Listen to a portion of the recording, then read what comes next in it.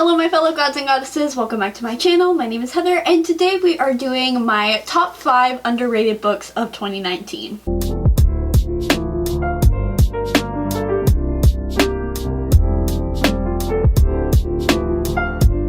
These are one of my favorite, if not my favorite, videos to watch on BookTube because we oftentimes talk about the not same books, but a good chunk of the really popular books, obviously, because those popular books are popular for a reason. They are good. They are worth talking about. But I also like to learn about the hidden gems that maybe don't get as much hype for whatever reason. So these are the 5 books that I read this year, not necessarily came out this year, and not even necessarily that you probably never heard them before. I just want them to be talked about more. I think it's pretty self-explanatory. I think you understand what underrated means. We all read, right? Theoretically. These are going to be in no particular order, so let's just get started. The first book I have to talk about is one that I just fell in love with immensely when I read it, and that is Darkwood by Gabby Hutchinson Crouch. This is a fairy tale-esque retelling following Hansel and Gretel, and they live in this world where magic is forbidden and the world is basically run by witch hunters, but Gretel is accused of being a witch and she is banished to the Darkwood, which is this forbidden forest that children were taught to completely fear, that there's monsters and all kinds of bad stuff in the forbidden forest, you know, forbidden forest stuff. But it turns out that in this forbidden forest, it's actually much more magical and less sinister than Gretel was led to believe during her childhood, and she meets these group of characters who are each fairy tale characters, and they task themselves with protecting the forest and the creatures in it. This is absolutely incredible. It's a lot like Shrek in its humor and the way the fairy tale characters are depicted. I absolutely loved the themes in here. Feminism is a big theme because, of course, Gretel talks a lot about how women are often persecuted as witches, and there's also a slow burn female-female romance in here. Nothing is confirmed, but it's pretty obvious that it's going to develop in later books. I also forgot to mention that this is a middle grade series, and I just, it is absolutely amazing. I love this book so much. It is so funny. It's so fun. I absolutely love it. I think it is such a good book for the fall wintry seasons because it's taken place in this magical forest, and I need more people to read this because I think it's so much fun. I think it deserves so much hype. Also, this cover, I mean, look at how stunning that is. I love this book so much. Now, the next book on my list is, again, why I say tentatively underrated, because it actually got a Goodreads nomination for Best Books of 19. It didn't win, but it was nominated, so obviously a lot of people read it, but why am I even giving disclaimers? I hate disclaimers and they're stupid and unnecessary, so whatever. The next book I have to talk about is Annette Queens by Astrid Schultz. I talk about this book all the time. This is not underrated on my channel. Trust me, I'm aware. But it is underrated in the sense that not enough people are talking about this. Despite me just nagging you guys constantly,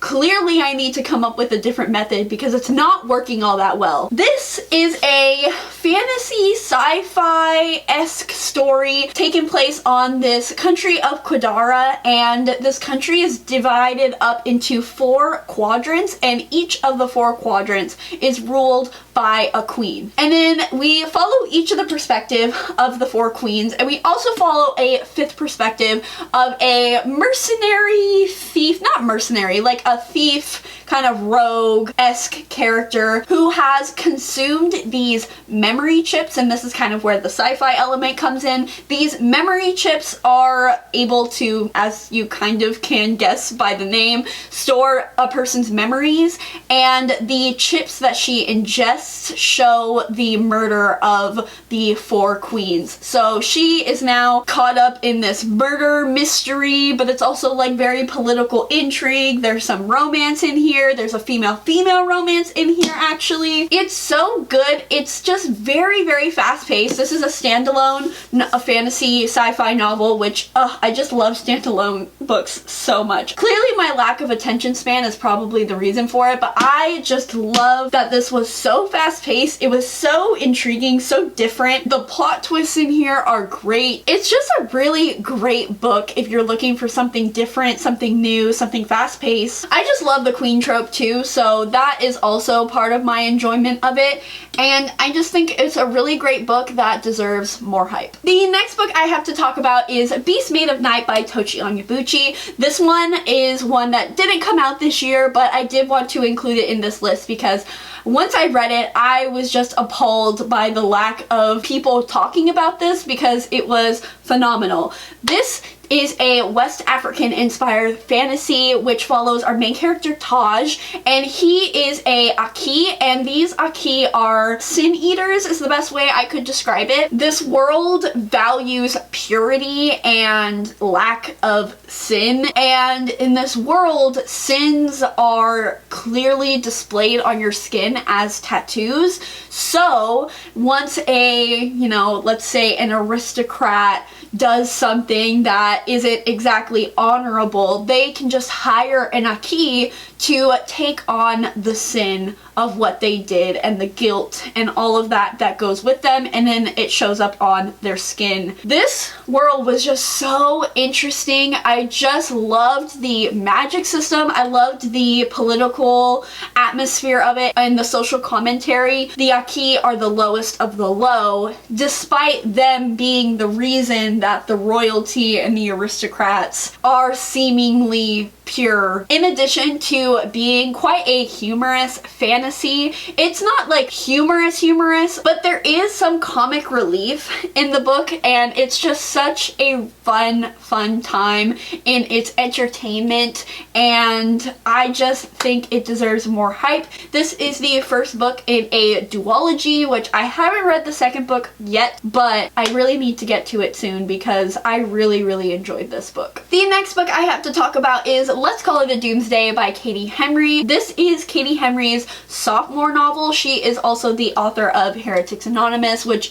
again is another book that I talk quite a lot about on my channel. This is about our main character, Ellis, I think her name was, and she has an extreme anxiety disorder, and she kind of expresses that through her doomsday prepping. So she is constantly worried and believes that the end of the world is near, and she ends up crossing paths with a girl that says that she knows exactly when the world is going to end, and they go off from there. It's very like Life is Strange-esque. If you loved Life is Strange, this is Life is Strange, basically. I thought the discussions of anxiety were the best I've ever read about in a book. There are intrusive thoughts that are like on the page and clearly shown, and although it could be a little heavy at times, the amount of comic relief, and Katie Henry has the best humor that I've ever read about. It's just so incredible. She depicts teenagers in the most realistic way, again, that I've ever read about, and I just love her and appreciate her and what she is doing for YA contemporary. I have heard a ton of hype over Heretics Anonymous, but I haven't really heard anybody talking about this book, and I think the messages in Let's Call It a Doomsday are so important and would help a lot of people, so I think it really does deserve more hype. And finally, my last book that I'm going to talk about shouldn't be a surprise if you know anything about me, and that is Lovely War by Julie Berry. This is another one that was nominated for the Goodreads Choice Awards, but it was beat by Daisy Jones and the Six, which Lovely War is a World War I historical romance following two couples, honestly kind of three couples, and it is narrated by my dear baby Aphrodite as she is telling the story of these two couples who she considers her greatest accomplishments or her greatest examples of love. And she's telling this story to Hephaestus and Ares because it takes place when Hephaestus catches Aphrodite and Ares getting it on. This book, I really need to do a reread soon because I knew going into this that this was likely going to be a 5 stars despite my hatred and distaste for World War historical fiction, but this was so incredibly wholesome and sweet because despite being a World War I historical romance, it's not sad really. You just feel loved and you feel the love dripping from this book, and for a book to be about Aphrodite basically, that is exactly what you need.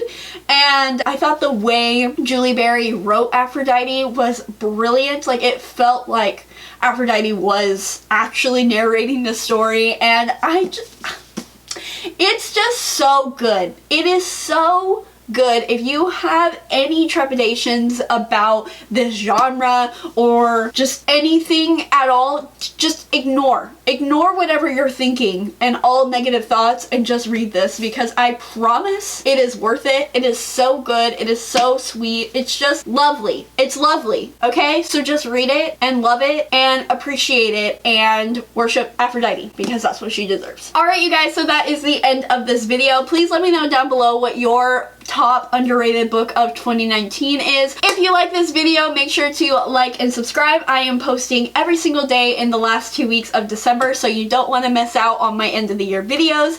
I hope you guys enjoyed this video, and I hope you guys have a wonderful rest of your day. Bye!